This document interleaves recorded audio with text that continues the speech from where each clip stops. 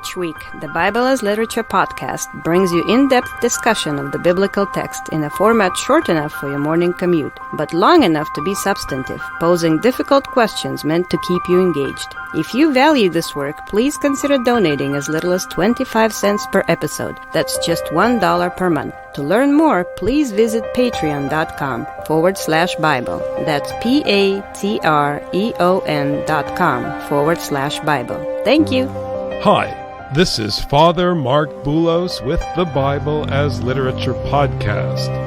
When someone does something terrible and you step in to clean up their mess, and then you explain what went wrong, and then you show them how to avoid making the same mistake in the future, and then they proclaim their immense gratitude and undying loyalty to you, and then they do the same thing over and over again. What would you do? For if, after they have escaped the defilements of the world by the knowledge of the Lord and Savior Jesus Christ, they are again entangled in them and are overcome, the last state has become worse for them than the first. Richard and I discuss the Gospel of Matthew, chapter 27, verses 57 to 66. You're listening to the Bible as Literature.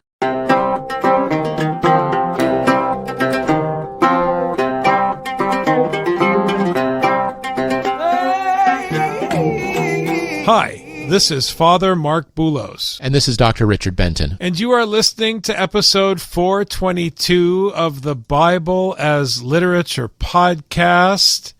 Oh, Joseph of Arimathea. Everybody loves him. That is, everybody who is running a building project, an expansion project, or some effort to grow or expand their church or build their business. Whatever they're doing, everybody loves a rich guy with a checkbook.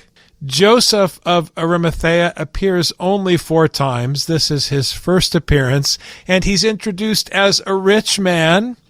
His name, which is linked to Ramah, has the connotation of the heights. Not looking good as an introduction on the stage of the New Testament, juxtaposed to the crucified Messiah. Not looking good. I know everybody likes him. Oh, what a nice rich guy. Not so sure that's the case here. The rich guy is always going to be suspect in the New Testament. He also has this connection because he's named Joseph. We have other Josephs that appear throughout the Bible. We have the son of Jacob who becomes the favored of Pharaoh and becomes a master over the land of Egypt. We have Joseph who is the husband or the betrothed of Mary, the mother of Jesus. And this is the rich one, so it sounds a lot more like the one who was the son of Jacob, who even though he was the most powerful, even though he was the beloved of Jacob, David came from a different tribe. Good things came from different tribes. They didn't come from Joseph. And Joseph's inheritance even was split in 2 between Ephraim and Manasseh. So these Josephs of the Bible, they kind of share these characteristics, but the meaning of the name is he will add. What's he going to add? What's he going to continue? This is the question that the name raises. What's he going to do? What is his relationship with the stepfather, let's say, of Jesus? How does he relate? We begin the story of Jesus' life with a Joseph, and we end Jesus' life with a Joseph. The first Joseph was an honorable man, and this next one is a rich man. When it was evening, there came a rich man from Arimathea named Joseph, who himself had also become a disciple of Jesus. This man went to Pilate and asked for the body of Jesus. Then Pilate ordered it to be given to him. Hear these 2 verses in order. Hear the syntax and the chronology. He is introduced as someone who had become a disciple of Jesus, and immediately following, where did he go?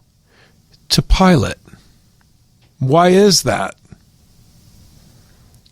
What does he need from the Roman governor if he's a disciple of Jesus? What's the concern here? This pericope, which deals with the burial of Jesus and this interaction with the Roman authority, is a test for the Jewish leadership. Remember, we've been saying that even though this gospel is addressed to a mixed church that is predominantly a Gentile church, there is still a Jewish contingent, and they are the lost sheep.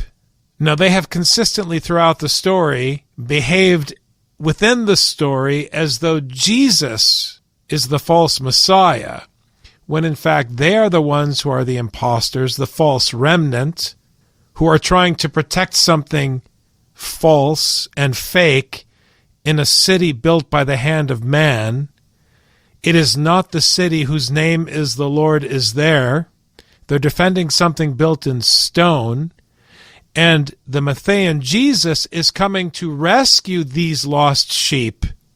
He's coming from the wilderness of green pasture where the flocks are protected. Remember the lilies of the field. He is coming to bring back these lost sheep into the care of God's shepherd in the field, and instead they execute him. And now, what do they want to do? They want to lock him up in a tomb of stone, which is what the temple made by the hand of man is. This is, in a way, a kind of ultimatum.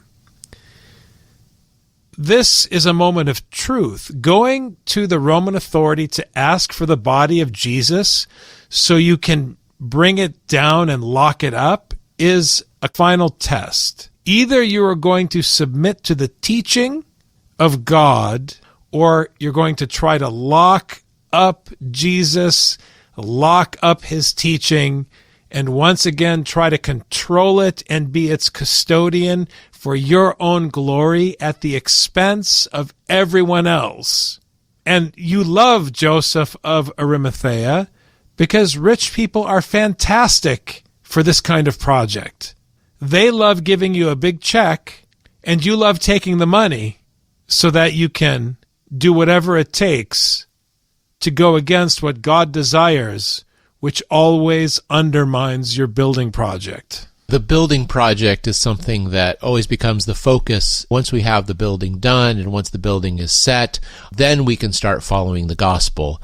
Then we have a place to keep this community so that we can do the gospel with each other, as opposed to being out there doing the gospel. Even though the gospel is for the nations, it's to be spread. It's the word for everyone, for the Jew and for the Gentile. The other red flag that was raised for me because of Matthew's training of me, the reader and the hearer of this gospel, is that he was Jesus' disciple. You know, unfortunately, I'm a bit of a cynic. Matthew made me a bit of a cynic because I don't trust disciples of Jesus. I just see disciples as time and time again betraying Jesus. I see them happier about the Jesus part than about the disciple part. They love having the stamp of Jesus. They love being a card-carrying member of the Jesus Club, but being a disciple and actually following this teaching that Jesus is trying to teach, the disciples are not very good at that. Peter was not willing to speak up during the crucifixion. The Marys stood afar off when this happened. The rulers of the synagogue wanted Jesus to die.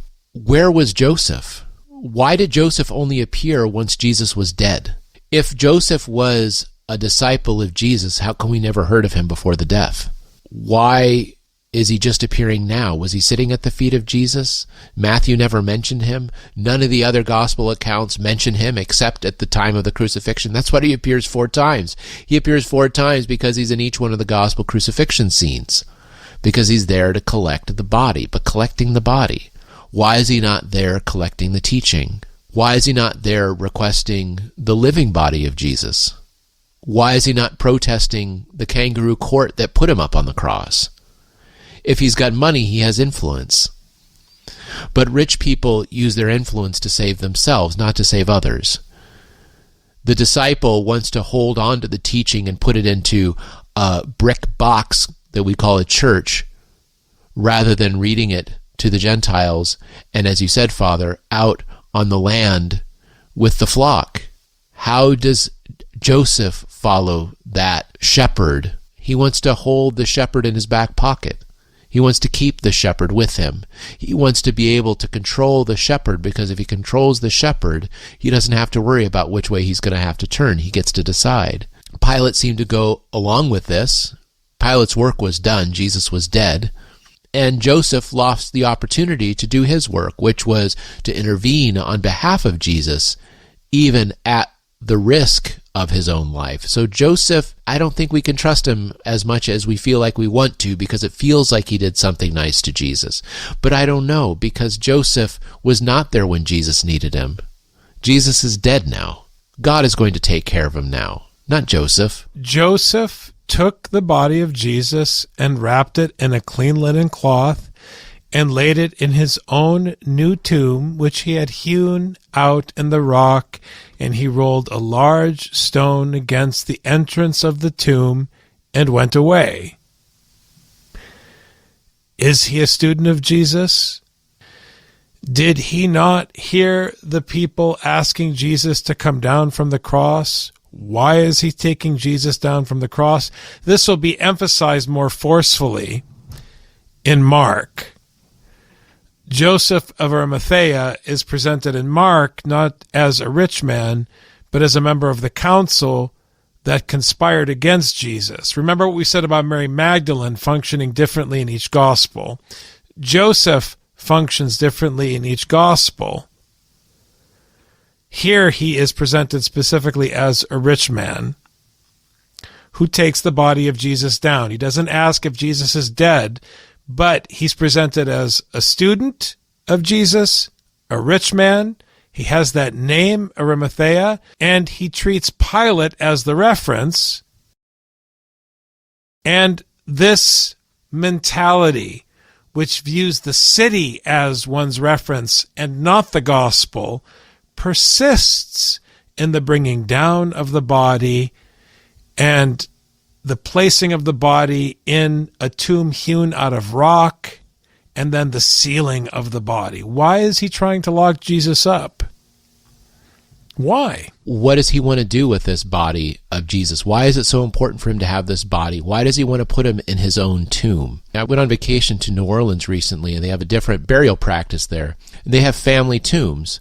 You put a body in the tomb, and after a few decades, the heat will pulverize the body, will turn into dust, and you can sift it down, and then you can put another body on top of that, and then the ashes sink to the bottom of the tomb, and you can just put body after body in. So you have a family tomb.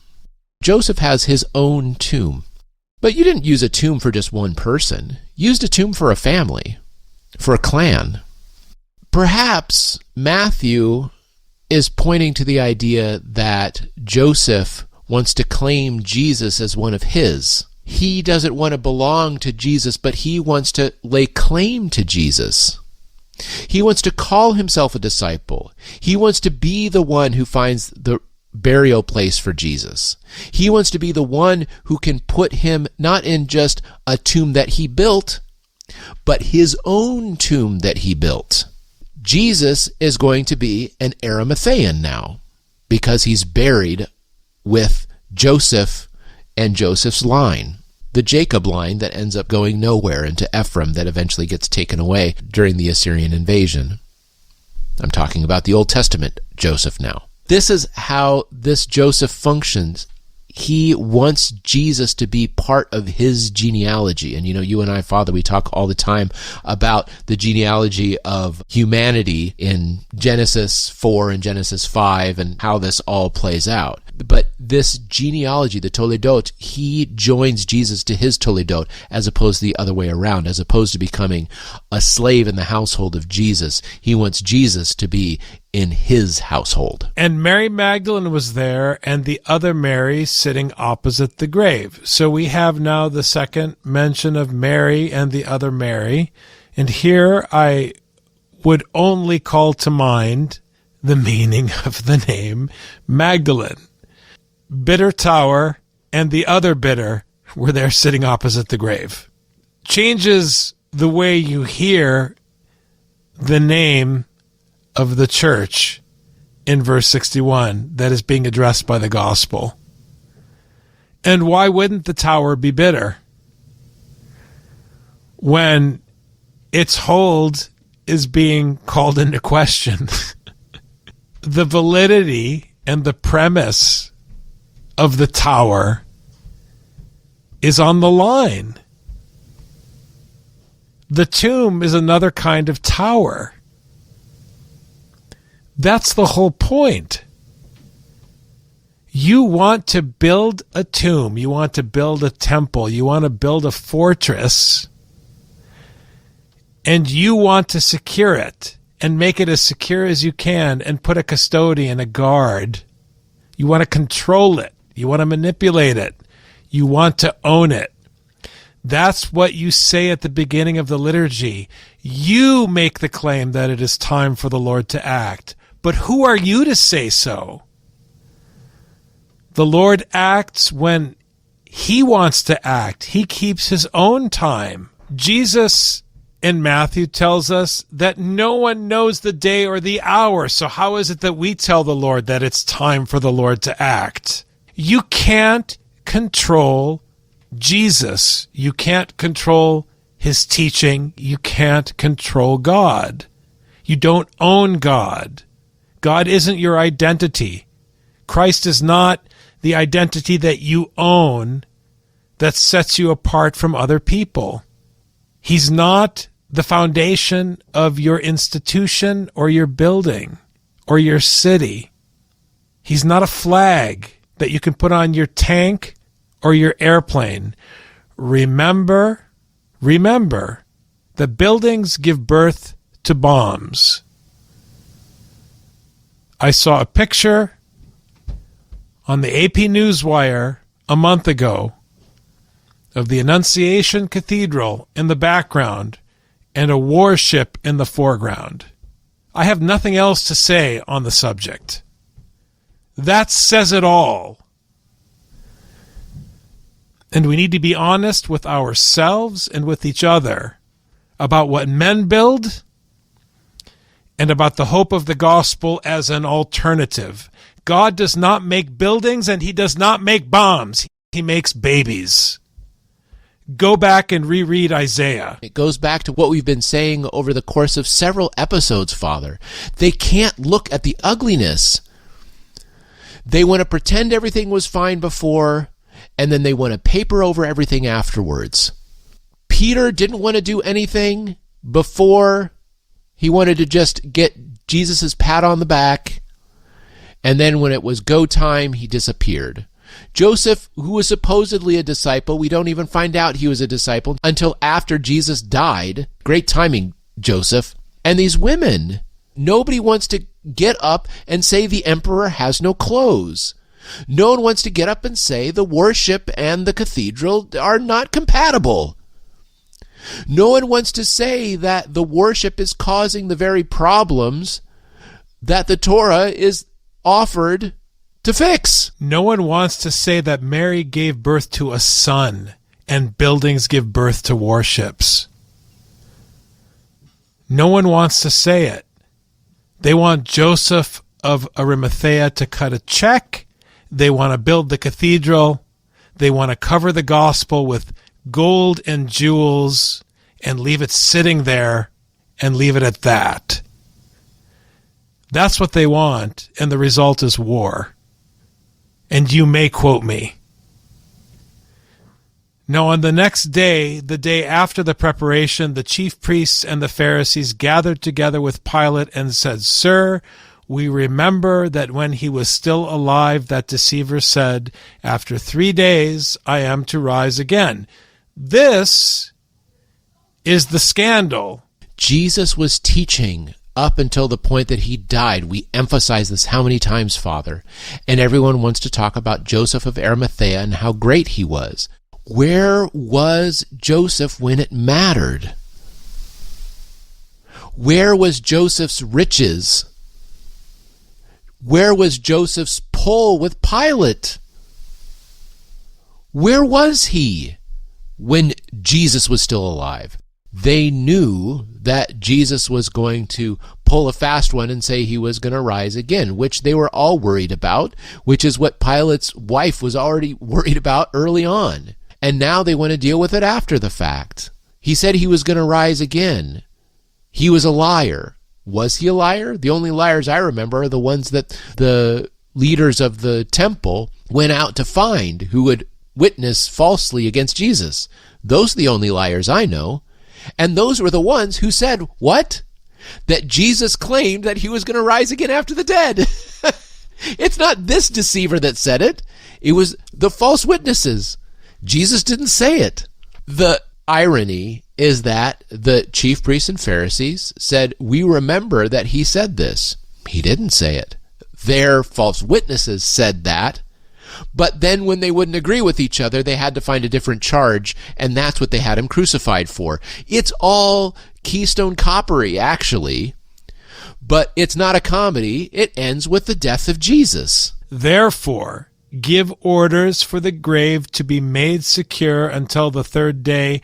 Otherwise, his disciples may come and steal him away and say to the people, he has risen from the dead, and the last deception will be worse than the first. Truer words were never spoken. The last deception is worse than the first. Because the first time, in the wickedness of Canaan, in Genesis, the Lord broke apart the assembly of the nations and spread them out when he peopled the earth. And there was hope. And Israel was the example, even though Canaan was cursed. Reread Romans.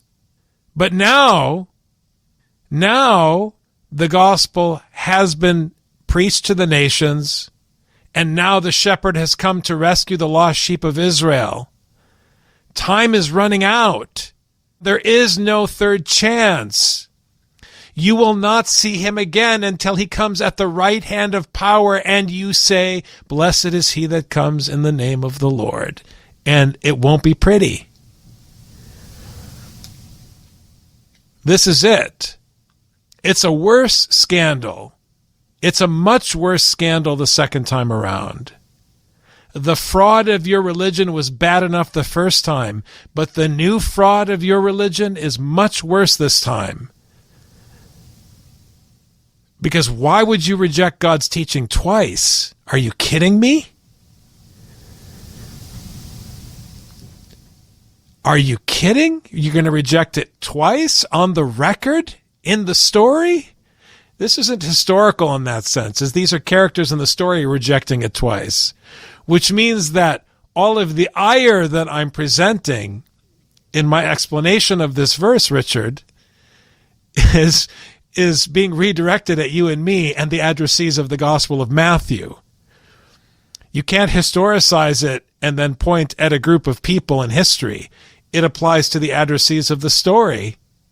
Because how many times have you heard Matthew and you still aren't hearing what he's saying? I mean, who is lying? What's the deceit they're worried about? The only deceit is the deceit that landed Jesus in this tomb to begin with, which was a lie from the very beginning.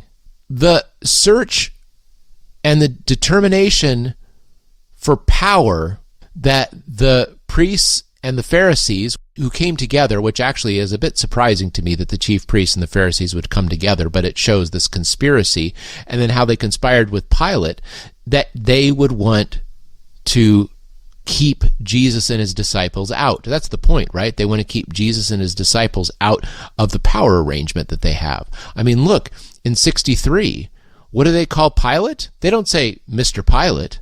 They say Kyrie, Lord. Pilate is their Lord. And the lie, the deceit that they're worried about, this plani, it's the one that they got rolling to begin with, because for heaven's sake, lest his disciples come by night and steal him away. If only his disciples were as diligent and and honorable as that they would actually be able to put some kind of plan like that into place and steal the body and stuff. I don't have any hope in the ability of Jesus' disciples to be able to plan and execute anything that might be as slick as this conspiracy that they would like to assume they could do. I mean, come on. So really what they're trying to do is they're still consolidating their own power with their Kyrios, Pilate. Look, Rich, I'm hearing it against the functional Peter in the canon. You have the functional Peter in the story who betrayed Christ, and then you have the functional Peter at the end of the canon who is presented as the Peter who is preaching what Matthew is preaching about the judgment. And in 2 Peter chapter 2, verse 20, Peter himself says, "For if, after they have escaped the defilements of the world by the knowledge of the Lord and Savior Jesus Christ, they are again entangled in them and are overcome, the last state has become worse for them than the first." This is spoken by the functional character who himself was Jesus' close student and then betrayed him, and is now preaching what Matthew is preaching in his letter. So it's ominous. You had a chance, and you were given the opportunity, given this last chance, to submit and accept the teaching of Jesus Christ. In the case of Joseph of Arimathea, you were his student. Don't mess it up, because the last deception will be worse than the first. The last state will be worse than the first. Nothing is worse than going back to your original condition. It's worse the second time around. Everybody thinks we're talking about the resurrection.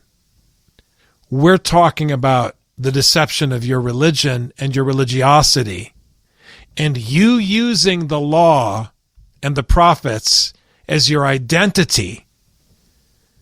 You using God as the foundation for your building and your culture and your nation, instead of allowing him to break all those things and smash them so that you would just be a Ben Adam, min Adamah, like Jesus Christ. Someone who understands that you are no different than all the nations.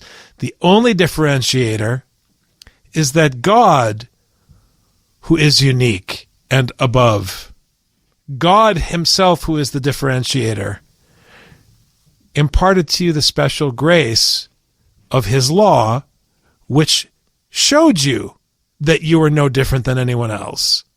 So how are you trying to use that law to say you're better than everyone else? I can't explain the Bible any more succinctly than that, Dr. Benton. Pilate said to them, "You have a guard. Go make it as secure as you can." And they went and made the grave secure, and along with the guard they set a seal on the stone. And the word for guard, custodia, custodian, emphasizes this point. They want to control. They think they're the custodians of Jesus and the teaching that he brings. They want to impose their security. We don't want their security. We want the security that comes from the Father of Jesus, which is terrifying to them because they saw what happened to Jesus. They want the security that comes from the checkbook of Joseph of Arimathea, and Joseph wants the security that comes from Pilate. And everybody loves the security that comes from putting Jesus inside a big stone tomb sealed with a big heavy rock. Go make it as secure as you can. Do your best. It's a challenge. This is your shot. Like I always say, Rich, you get one chance to kill Jesus. You better make it stick. You better make it stick. Yeah, it's just like Eminem, one shot. You got one shot. And here they seal it, which means they put not just something that will be tamper-proof, but you have to put your seal in it. It means you put your initials on this. They want to own this tomb. They want to control this tomb. Joseph of Arimathea wanted to put him in his tomb for his family. The chief priests and the Pharisees wanted to seal the tomb and make it theirs. Everyone wants to control the body of Jesus, the person of Jesus, the man Jesus. But everyone continues to ignore the teaching of Jesus, which unfortunately is already out there. It's already out there. You put Jesus' body in a tomb, seal it up. You could put the kitchen sink up against the rock so you can't move the rock. But the teaching is out there. It is that voice that the sheep are going to listen to. The chief priests and the Pharisees have already given up that people are going to listen to them. They have to do it by force. Pilate just waited until he heard what the crowd said and then told the crowds what they were saying anyway. So then they thought that Pilate was saying something and they were following what Pilate was saying. It's the other way around. Pilate was following the crowd and then said what they wanted to hear. Okay? Everyone is trying to control. Everyone is trying to control, unless they're trying to completely stay out of it, like Peter, who wants to save his keister, and the women who are always standing afar off. Everyone wants to stay safe, wants to control, and be in control. They want to manage the situation. But the situation is out of control. And we're going to see how out of control it actually is. Now, out of control, I'm saying it from the point of view of the disciples, Joseph, Pilate, chief priests, Pharisees, and Mary's. But it is all in control in the palm of the hand of the Father of Jesus, who is the shepherd, who is the one who owns the flock, who sets someone in his stead to manage the flock and to guide the flock and to keep the flock safe. And that voice is there and it's established, and there's nothing the people can do about it. There's no way to box in that voice once that word is out. Thanks, Dr. Benton. Thank you, Father. You've just heard the Bible as literature. Thanks for listening. The Bible as Literature is a production of the Ephesus School Network.